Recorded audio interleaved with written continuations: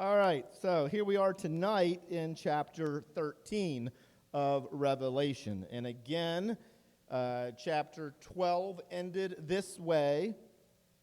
In chapter 12, verse 17, what has just happened is that the devil has been kicked out of heaven, and then he tries to destroy what Jesus is here to do. And we see at the very end that the dragon was enraged and went off to make war against the rest of her offspring. That would be us, those who obey God's commandments and hold to the testimony of Jesus. And so that's where we are in history, that the devil now knows that he is defeated and that his time is limited. And so his desire at this point is to make as much misery in this world that he can, and then ultimately to take as many people to hell with him as he can. Tonight, we're going to see a little bit into how he does that. One verse to keep in mind as we go on is found in Ephesians 6, 11, and 12, and it says, "Put on the full armor of God so that you can take your stand against the devil's schemes. For our struggle is not against flesh and blood, but against the rulers, against the authorities, against the powers of this dark world, and against the spiritual forces of evil in the heavenly realms." We are engaged in a spiritual battle, and yes, there are very real physical consequences of that. We've seen that, and we will see that pretty strongly tonight. But we also are reminded that this is a spiritual battle primarily. And so, as the devil wants to wage war against the followers of Jesus, there are three primary accomplices that he uses in this effort. Two of them we'll get to look at tonight. Two lovely creatures, right? Who's read ahead? Anybody? Two of them we will get to see tonight. And then later, we'll see a prostitute, a harlot. Not tonight. You've got to come back next week for that. But these are accomplices. These are co-workers to whom the devil assigned some of his tasks to accomplish his schemes. Tonight we'll see the beast of the sea in chapter 13. We'll also see the beast of the earth in chapter 13. And then we will see in chapters 14 and 17 the great harlot or the great prostitute. And so these three characters are deployed to do the devil's work in this world. Again, remember, these are symbolic characters that represent something very real. In this chapter and following, John is unmasking evil. So we can see the dangers of things that might look harmless or perhaps even attractive at times, right? But are used by the devil to destroy people's lives and faith. And two of those things are government and religion. Is there anything inherently wrong or evil about government? Maybe a strong question. Is there anything inherently evil about religion? You wouldn't think so, right? Both of those are instituted by God. Government is instituted and established by God. And so is religion. But both of those things, since a long time ago, nothing new, and continuing to this day, are used by the enemy to deploy evil in this world. And we'll just talk a little bit about that tonight. You probably can't read that from where you're sitting, but Tony Campolo, anybody who that is? He's an author and a preacher. I heard him speak at a conference one time. I've read some of his writings and things. He says, mixing politics and religion is like mixing ice cream and manure. It doesn't affect the manure much, but it really messes up the ice cream. But as I think we'll kind of see tonight that there is a mixing of the two, for sure. And both are used by the devil. Now, tonight, in these devil schemes, his three allies in the last days, we will see that the beast of the sea is kind of symbolic of godless government. And godless government that inflicts physical persecution on people. We will see, secondly, the beast of the earth, which represents false religion. And we will see how false religion inflicts intellectual and spiritual deception on people. And then, next week, likely, we'll talk about this prostitute who brings a hedonistic culture and moral corruption. These are the three ways that the devil, through these agents of these beasts and this prostitute, attacks God's people, attacks people in the world. It's a battle for our lives, sometimes. It's a battle for our minds, secondly, and a battle for our wills, how we will live our lives. As we'll see tonight, I hope, that then, remember, before this means anything to us, it has to mean something to whom? That's right, those who first received this letter, the first Christians to receive it at the end of the first century. Then, clearly, these things would have been symbols of the Roman Empire under which they existed. Rome was the persecutor physically, as we'll see. Rome was a deceiver, as we'll see. And Rome and all of the Roman culture was the seducer, for sure. So it meant something to them. This was a letter written to those churches. But we also need to ask ourselves, what about today? Surely God in his omniscience, God in his grand plan knew that there would be a message for us today, because, what happened in Rome, the Roman Empire has been gone for a long, long time. But this is still a message that we can clearly apply to our lives today. In Revelation chapter 13, we basically get an overview of Satan's work in the world today through the beast of the sea, through the beast of the earth, through godless government, through false religion. And so that's what we're going to talk about tonight. But we see in this chapter his power, his being Satan, his power, the dragon in our text, right? The dragon, his power and authority, his popularity among unbelievers, his blasphemy against God, his war against believers, and his ability to deceive, which he's pretty good at doing. And so that's what we're going to look at. And so tonight, two main parts to our study this evening, and that would be the beast of the sea and then the beast of the earth. Are there any questions before we get started? Well, let's open our Bibles then to Revelation chapter 13.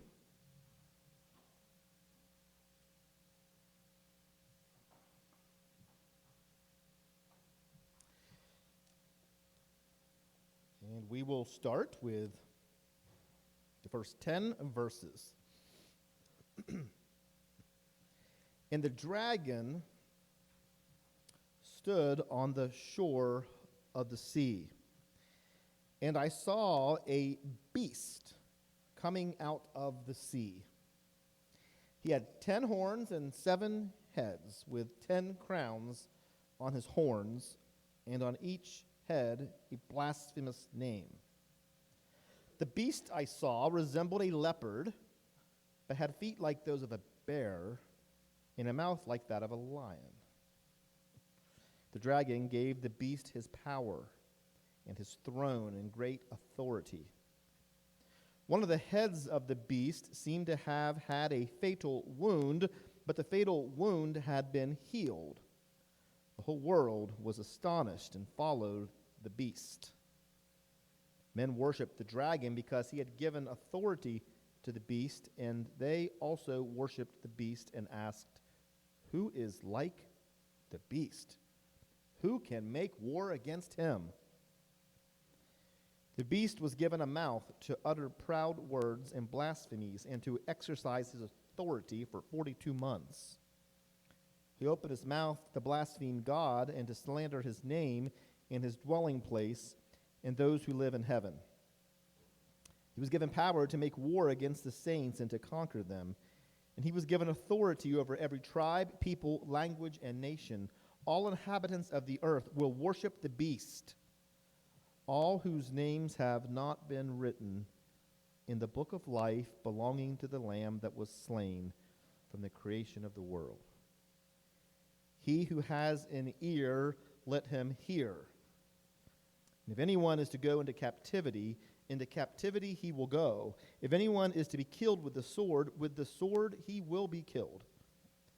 And this calls for patient endurance and faithfulness on the part of the saints.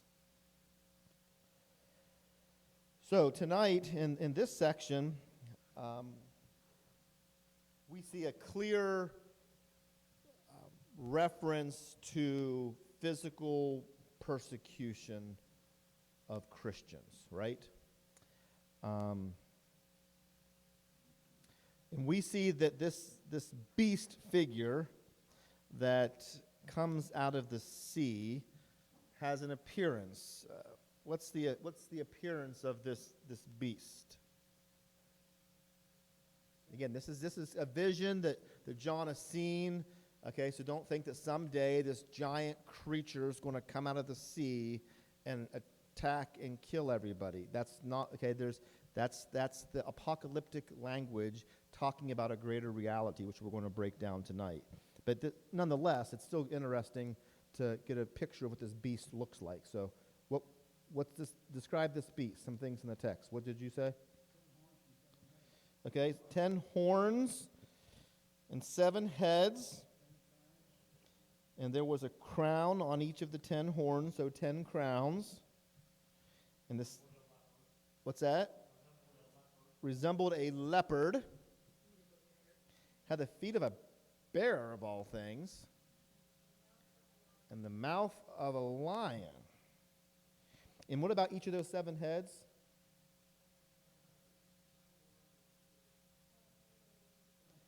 Yes, each of the 7 heads had a blasphemous name, right, on it. So that's the picture. We'll talk about the wound that won't heal here in a minute, okay, where that did heal. But so this is a picture of the beast of the sea. Just a lovely thing that you want to dream about tonight, right? In bed, something like that, maybe. What a creature, right? So 10 horns with crowns, 7 heads. Resembled a leopard, feet of a bear, mouth of a lion. Who wears crowns? Kings. And kings have what? Kingdoms, right? Keep that in mind. This beast has obviously some power. Where does the beast get its power? Verse 2 tells us the dragon gave this beast power and authority, gave him his throne. Here we see the dragon giving the kingdoms of this world the authority that Jesus refused to accept from the devil. Who remembers what happens in Matthew chapter 4? When Jesus was tempted, and in Matthew chapter 4, I'll just read really quick here. When he was tempted by the devil in the wilderness, and it says in verse 8, the devil took him to a very high mountain and showed him all the kingdoms of the world and their splendor. All this I will give you, he said, if you bow down and worship me. But Jesus answered him, away from me, Satan, for it is written, worship the Lord your God and serve him only. And then verse 11 says, then the devil left him, and angels came and attended him. That's Matthew, and I don't know if it's Mark or Luke, but another one of the Gospels in that story the same way, but it adds a little bit. Anybody know what it adds? Can you remember? Here it says, then the devil left him, and angels came and attended him. One of them says he left him until an opportune time, or maybe some translations for a while. It means he came back, okay? Jesus is, as we saw last week, Jesus' temptations from the devil, it wasn't like just 3 strikes and he's out and he's gone and Jesus doesn't have to worry about the devil again, okay? He dealt with them all throughout his life. He looked for opportune times to come and to tempt Jesus. And so, anyhow, this in this passage, we see the authority that the devil offered Jesus if he would just bow down and worship him. We see that authority. So what that tells us about the devil, he has some real power, doesn't he? He's not, he has some real power. And he has so much power, I'm getting ahead of myself a little bit, but he has so much power that the people thought what about him? They thought he was like, it's like who could ever defeat? Who could ever defeat this beast because he was so strong and powerful. And of course, the devil is the source of many different types of evil in our world today. This beast came to do 2 primary things. What were they? By looking at the text, what were the 2 primary things the beast came to do? 2 things. Give me one of them. Look at verses 5 through 7. Colin? What kind of words? That's right. To blaspheme and slander God, right? You see that clearly. And then what else? To wage war with who? God's people. Okay, those that the way the last chapter ended, that's the devil. That's what he wanted to do, and so he now enlists and gives authority to this beast to wage war with God's people. What did the people think of this beast? Verse 4 shows us they thought he could not be defeated. In verse 4, they worshiped the dragon and they asked, who is like the beast? Who can make war against him? So many people in the world are going to be like, this is it, okay? This is the supreme authority. So you might as well get on the wagon here because there's no opposing this beast. So why did all the inhabitants of the earth worship this beast? They didn't all. It says that at first, but then we see they didn't all. But why did they, you think?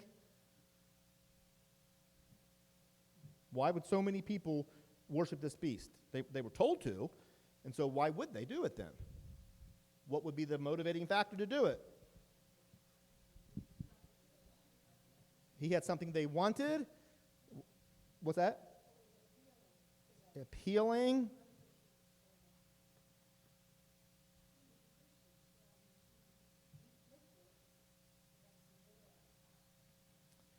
And they wanted to live too. And if someone said, worship me or die, what would many people choose? Worshiping me, right? Worshiping. And again, I'm getting a little ahead of myself, but this is a time in history where emperor worship was real.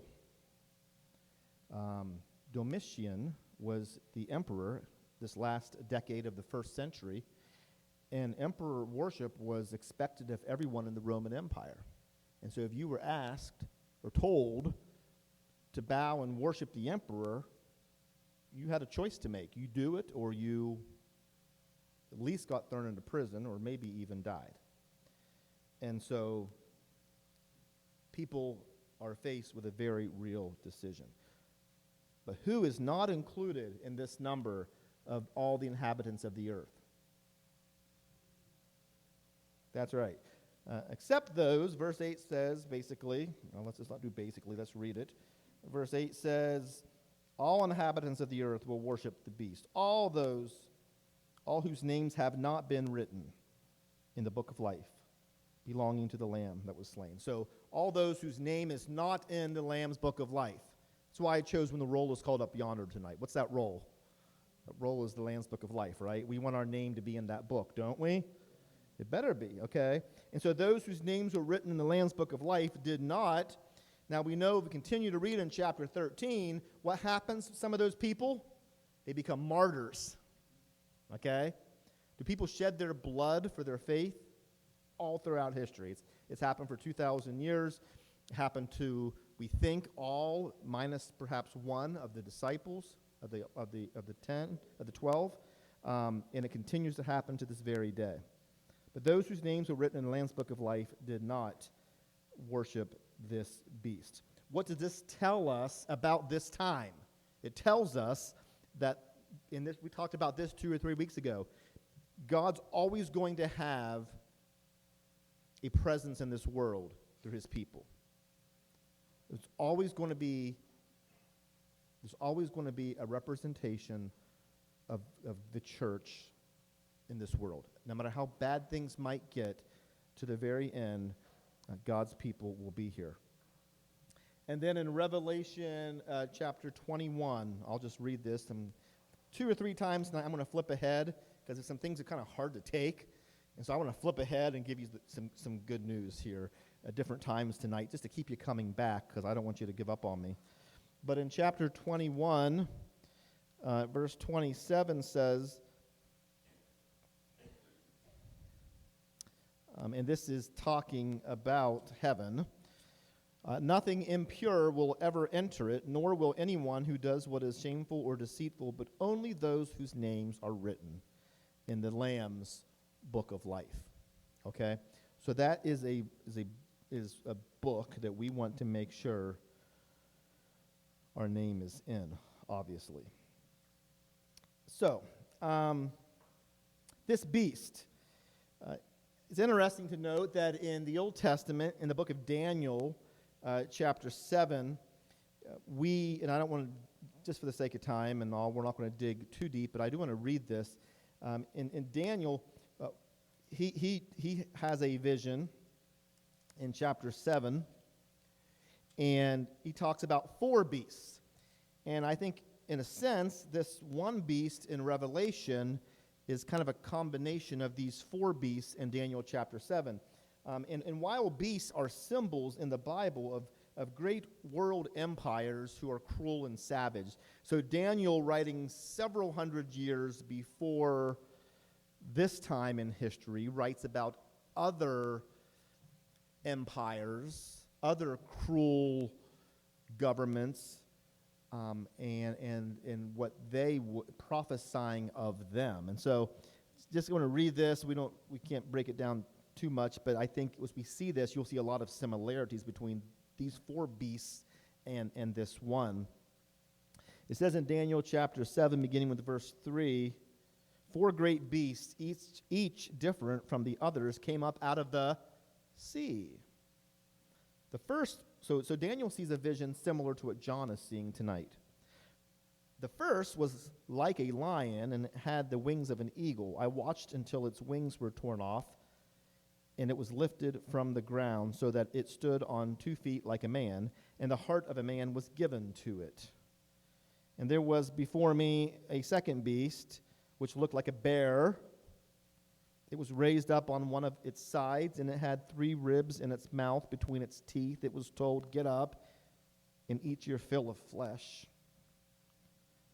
After that I looked, and there before me was another beast, one that looked like a leopard, and on its back it had 4 wings like those of a bird. This beast had 4 heads and was given authority to rule.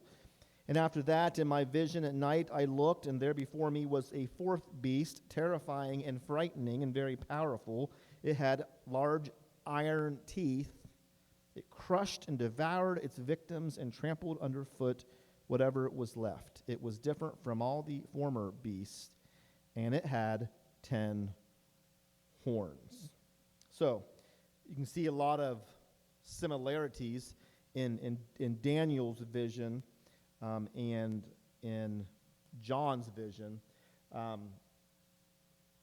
lot of Bible scholars believe that the first beast Daniel writes of would be representative of Babylon, which was immediately, before them and applied to their situation at that time. Second beast, Media. Third beast, Persia. And this fourth beast, either Macedon, or many people think that this fourth beast, which Daniel prophesied about, found fulfillment in the Roman Empire. And one thing is pretty clear, and that is that to John, this one beast coming out of the sea that we read about tonight is seen as the Roman Empire. Now, what are some things you know about the Roman Empire at that time? What are some things you know about the Roman Empire?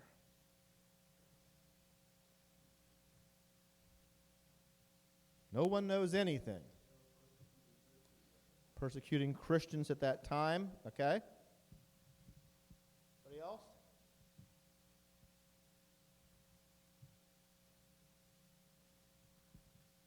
Talking amongst yourselves, talk to me. They were in charge when Jesus was crucified, okay? Dominant world power. Anybody ever, this is kind of a side issue, but has anybody ever studied or read anything on the similarities between the Roman Empire and the United States government today?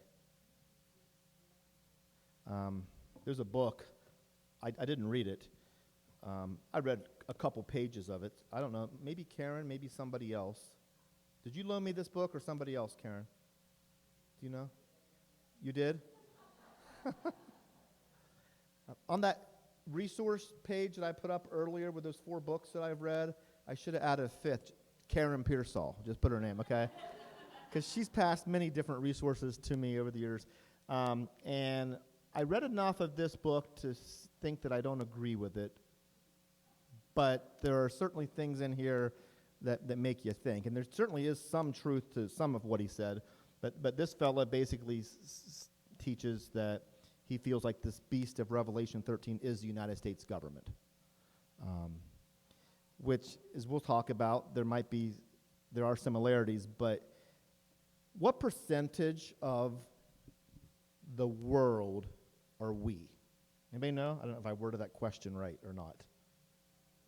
What percentage of the world population is made up by the United States of America? 4%. 4%. I looked it up this afternoon. A couple different sources verified that. 4% of the world's population. We tend, and it's just natural, I guess, they probably do this in other countries too, but to interpret everything around us. We're American-centric, and we are, I guess, the greatest country we're not the largest country in the world by any means, but we would like to think that maybe we're the greatest country. I don't know, other countries probably feel that way too, and there's nothing wrong with feeling that way, but we interpret everything through the lens of America, because that's who we are. But we got to remember that we're a part of a global world that's much bigger than ourselves. And so this will come up again here in a minute. So let me keep on going. This beast has political power. It clearly meant to John's readers the Roman Empire, the government. To John, the Roman Empire was the incarnation of evil and satanic power. No doubt about it.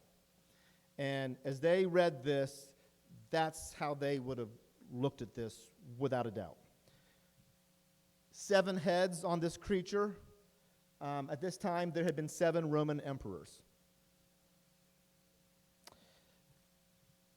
Emperor worship was rampant, as I said.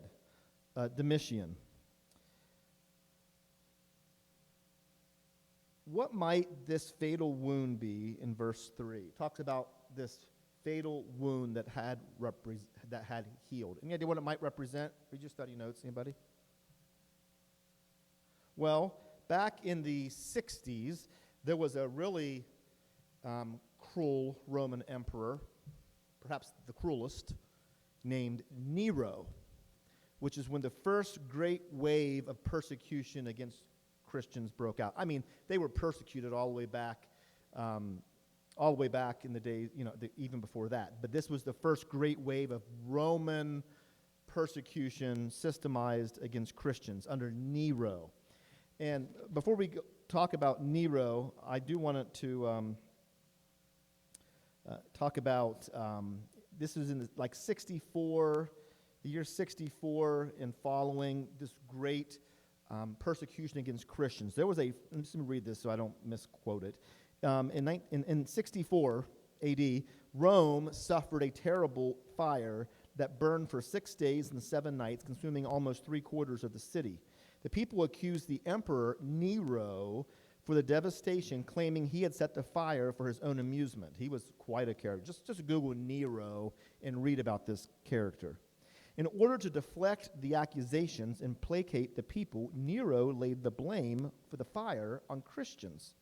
The emperor ordered the arrest of a few members of the sect who, under torture, accused others until the entire Christian populace was implicated and became fair game for retribution.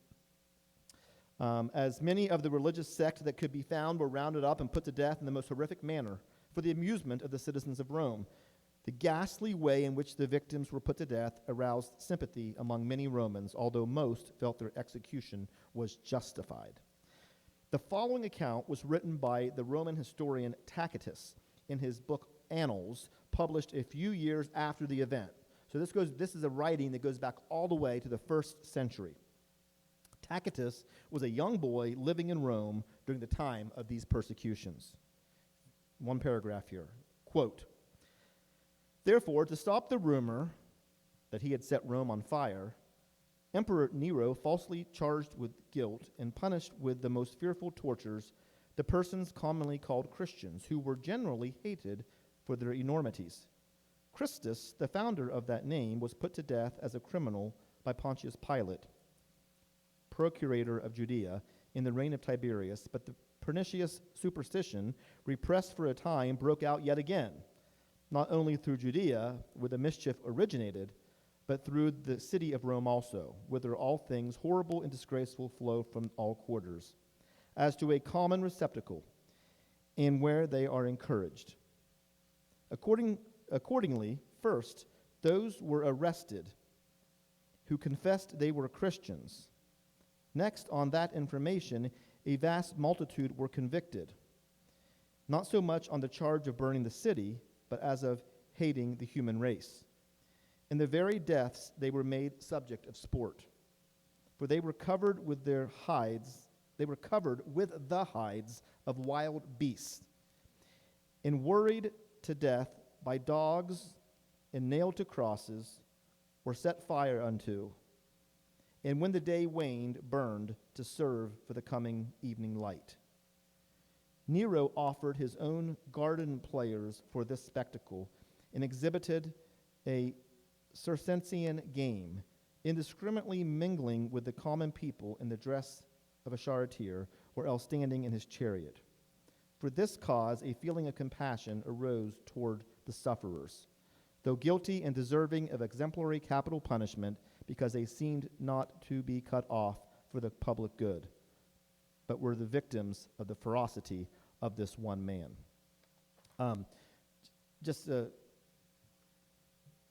One historian's accounting of what happened. I got that picture on the wall in my office of these Christians living during that time who were, fed to the lions, who were dipped in tar and tied to posts around the Colosseum and lit on fire to provide lighting for the evening activity, where others in the middle of the Colosseum were hovering in circles praying as the lions were being released from the cage. Which would be worse, to be fighting the lions or to fighting the lions, or to be one of the ones providing light as you're burned alive around this? That's the type of thing that Nero and others inflicted upon Christians.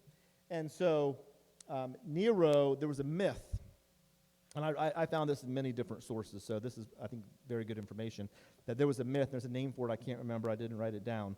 But there was a myth about Nero that, well, we know from history that he killed himself. Nero, he killed himself. But then after he died, there was this myth, like Elvis is, not really dead or whatever today, that Nero, some people even say that about Hitler, I guess, that he supposedly committed suicide but lived to be an old man someplace in Austria or whatever. There's this myth that came about Nero, that he came back to life, that he wasn't really dead. And so all the sources that I studied on this chapter reference that as a plausible explanation for what it means here when it talks about this fatal wound that had been healed. That was, they would clearly think that's Nero, because they all knew who Nero was and what happened, and there was this myth circulating that even though he had died, he was still here and still afflicting and persecuting Christians. So to those to whom John was writing, this was a clear reference to the godless Roman government under which they were.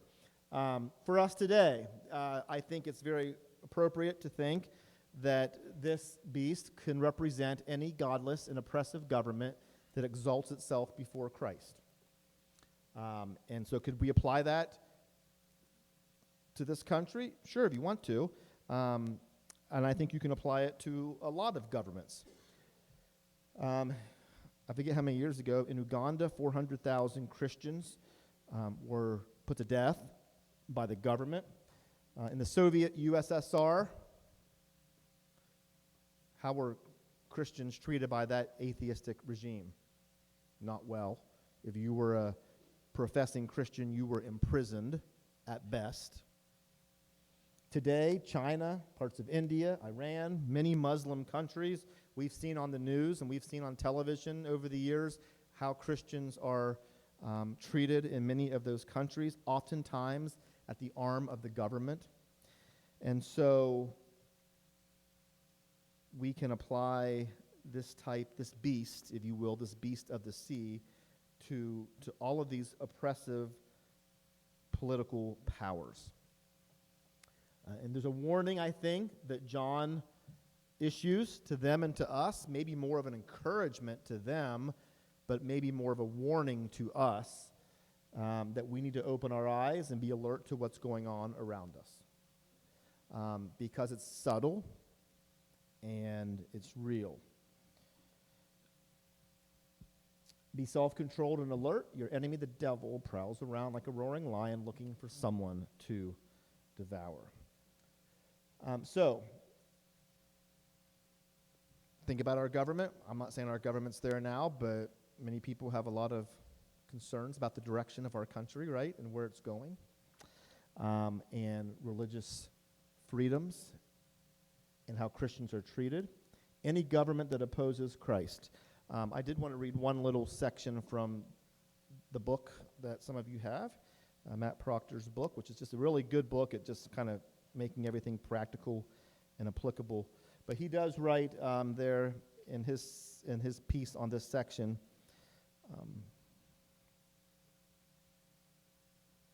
John's warning is open your eyes. Roman citizens, even Christian ones, were likely very proud of their country. They were premier power in the world with an unmatched military, unprecedented freedoms, unparalleled economic opportunities. Kind of sounds like us, doesn't it? To her citizens, Roman patriotism didn't feel wrong, and respecting the emperor seemed like a right and proper thing. But John says, because this government opposes Christ, it is a grotesque beast, which means I can never blindly give America my loyalty. I live in a nation that censors the Bible in school, passes out free condoms to children, and kills more unborn babies every year than American lives lost in all wars combined. A nation where marriage is no longer between one man and a woman. A nation that seems increasingly hostile to biblical faith. I still pledge allegiance to the flag, but never before I pledge allegiance to the cross. The dragon stalks us. Keep your eyes open.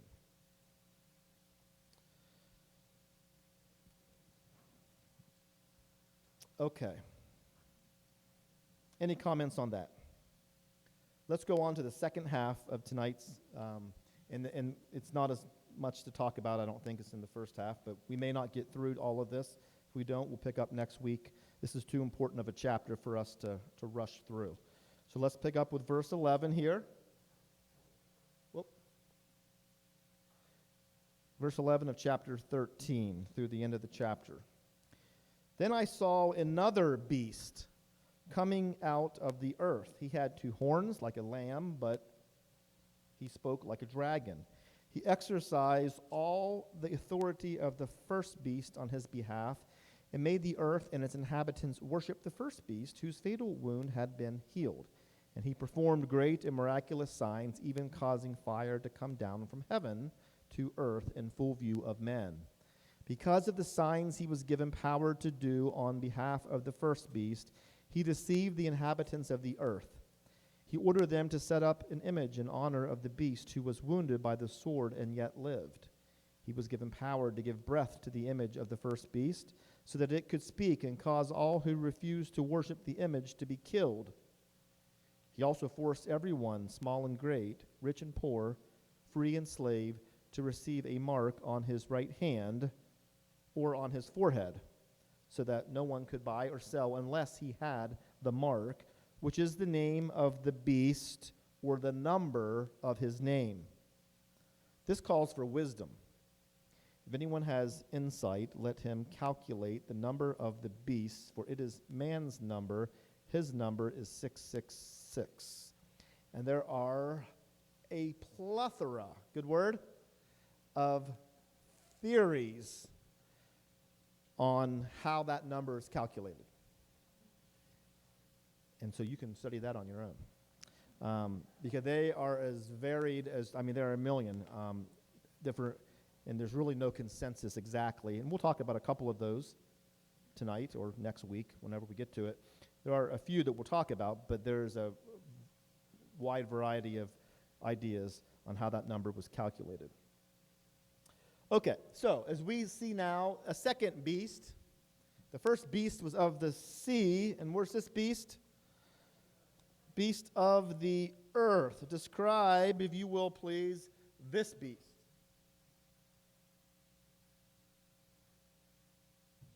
Physically describe this beast. Isla, what'd you say? 2 horns. Anybody else? What else? We don't get as much of a description here, do we? This lamb has 2 horns like a lamb. Like a lamb.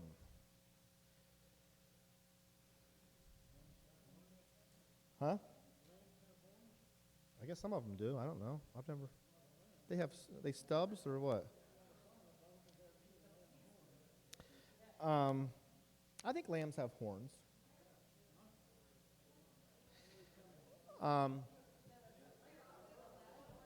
Do lambs have horns? Are rams a type of lamb? Where are the Duvals when you need them?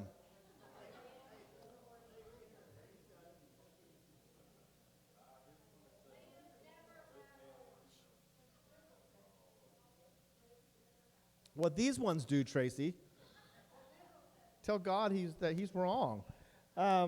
This beast has 2 horns, and it looks like a lamb, but 2 horns. That phrase "like a lamb" is there, and part of understanding the beast of the earth is all about deception, okay, and false religion. And this is likely representative of it being an imitation of the true lamb. Okay, I don't think it's a mistake or coincidence that there's a reference to a lamb here. This beast is all about imitation of real religion, of Jesus, as we'll see the further we get into this. This lamb, or this beast, spoke like a dragon. How does a dragon speak? I don't know, but how would you think a dragon would speak? Yeah, probably very loud and with authority, not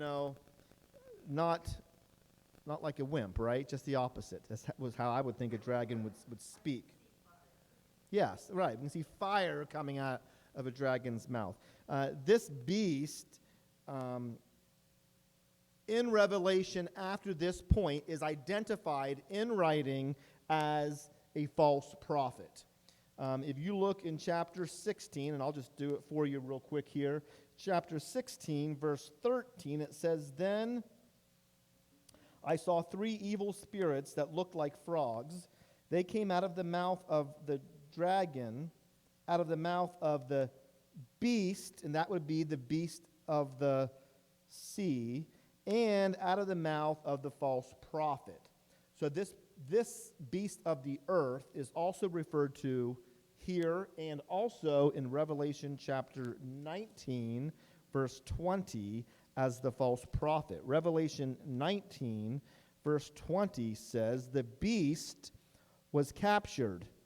That'd be the beast of the sea, "and with him the false prophet, who had performed the miraculous signs on his behalf." Okay? So we see 2 follow-up references to these 2 beasts, and both times there, the second beast, this beast of the earth, is referred to as the false prophet. So that's why we have the language about speaking like a dragon. And so that's I think important for us to understand. And this beast actually promotes worship of the first beast. And so in the first beast, we said represented what? Godless government. And so there's this mixing of this godless government and of the false religion. Albert Einstein said, "Those who believe that politics and religion do not mix understand neither." And I think it's common that it's a common thought that as we get nearer and nearer to the end, there is going to be a merging in many ways of the two, and that the government even would be in control in many ways of religion. This beast of the earth has the power or the ability to perform great and miraculous signs. Now, what's that tell us about Satan and his accomplices in the world?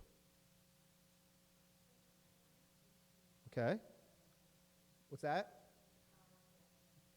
Powerful and deceptive, and he has powers that extends to earthly authorities, and that he is a deceiver. Verse 14 shows us clearly he's a deceiver.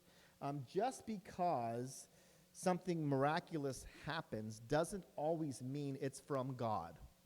There's a lot of counterfeit miraculous things that happen too. Maybe you're familiar with the story of Simon the sorcerer in chapter 8 of Acts, verses 9 and following. And he was a good one who was able to perform all of these magic acts and all of these miraculous things, and it appeared to be from God. And that's why when he learned about what the Holy Spirit could do, he wanted to buy the Holy Spirit, right? And then, of course, he is condemned for his wickedness and his intent and his greed. But the purpose of these counterfeit miracles here is clearly to deceive people and to lead people astray. There are many ways that this is in the world today. Religion is used to deceive many people, right? And there's a host of false religions, and there's a host of false teachings, even under the Christian umbrella, if you will, that represent false religions in the world. Is there much of a separation between church and state in Islamic countries? It's all in one hand, isn't it? Absolutely. Something to think about. Also important to understand that there are many, and I don't want to go here, and I just don't, for sake of time but there's a lot of folks who tie connections to the papacy. The Pope is the Roman Catholic Church and the Vatican. Is it just a religious organization, or is it also a political organization? It's both. And so that is worth some consideration, I think, if nothing else. And even in Christianity today, aren't there many ways that Christianity today is bearing signs of being false? And can't we see many ways where the church is changing the truths of God's word? I said earlier that this was a battle for our lives, physical persecution, and it's also a battle for our minds and how we think and what we believe. And there's many ways that we could apply that. So we'll dig a little bit deeper with that next week. This is the first week that we didn't make it all the way through a chapter, because we also do need to talk next week about this, which is something you don't just want to gloss over. And there are 6 or 7 references in Revelation to the mark of the beast. The first one being what we just read tonight, and then there are, I think, maybe 5 others, or maybe 5 or 6 others in Revelation references to the mark of the beast. And I think we live in a time where people are so quick to say, that's the mark of the beast. Well, they don't understand what the mark of the beast is. And so I want to make sure you'll understand what it is, because a lot of people are being misled today about what the mark of the beast might be. So we will discuss that next week. Before we dismiss, 2 announcements. A reminder of the books up here. If you would like to purchase one, or if you ordered one. And secondly, the kids have something to deliver to your table before you leave this evening. So next week we'll finish with chapter 13 and get into chapter 14. Thank you for your attention tonight.